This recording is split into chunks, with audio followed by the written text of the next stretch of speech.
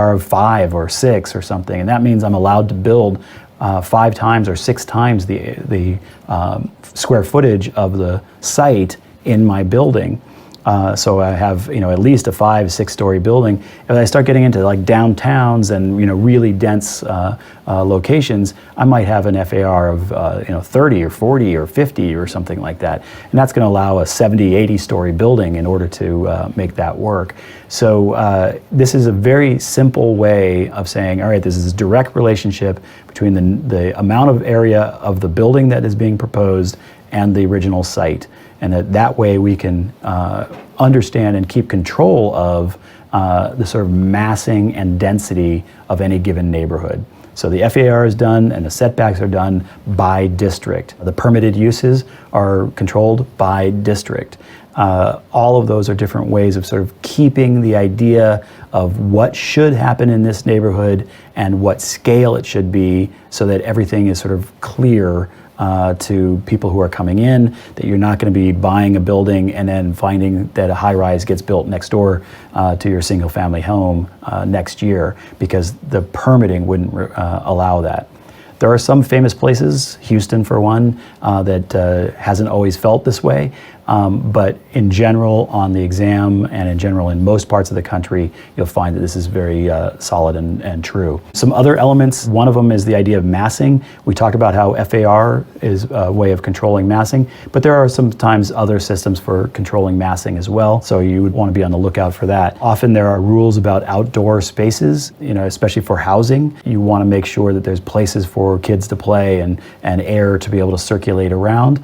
So those issues would show up somewhere and either be per lot area, or that there has to be a park nearby or something, and that's some way that you can control the use type by making sure that people have enough play area to make things safe and sort of friendly. Another element that drives people nuts and is one of the things that can control an awful lot of a building project is the parking requirements. Parking requirements can take up a great deal of space. Often for housing, it's often 1 car to 1 unit of housing. Sometimes it's 2 cars to 1 unit of housing. Sometimes it's even more than that. If you're in a very urban setting, it might be less than 1 car per unit of housing. In some situations where we're right near transit, in a transit-oriented design context, we might be able to say, look, we're not going to have any parking because we really want to encourage people to use the transit. But there's going to be some idea, it's going to have impact on the design about how many parking spaces go for this particular use in this particular district. If that's an office building, it might be done per square foot.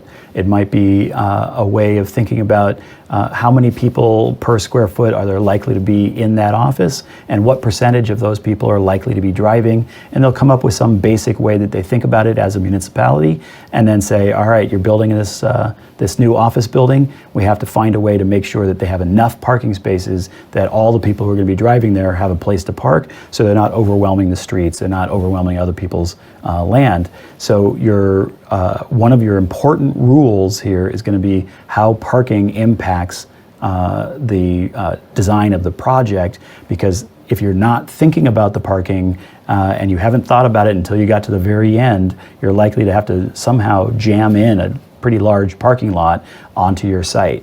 So this is one of those things, this is part of the reason why you're doing those code reviews early in the process, and then using them as sort of signposts along the way to check, are we still, we're at the end of schematic design, are we still within code compliance for our setbacks and our FAR? Are we still within code compliance for our parking count? So while parking is a big deal, loading can also be kind of an interesting obstruction, because there has to be a place for trucks to pull off. Imagine you're doing a multifamily, something like that. There has to be a place where they can pull their moving truck in. There's got to be some place where they can get easily their materials into the building, to the freight elevator, to be able to move stuff up and through the process.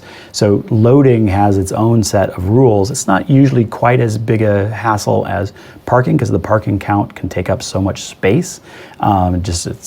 Parking lots are just big. But it can throw you off because it takes up a lot of frontage, right? You have to be able to get to it from the street.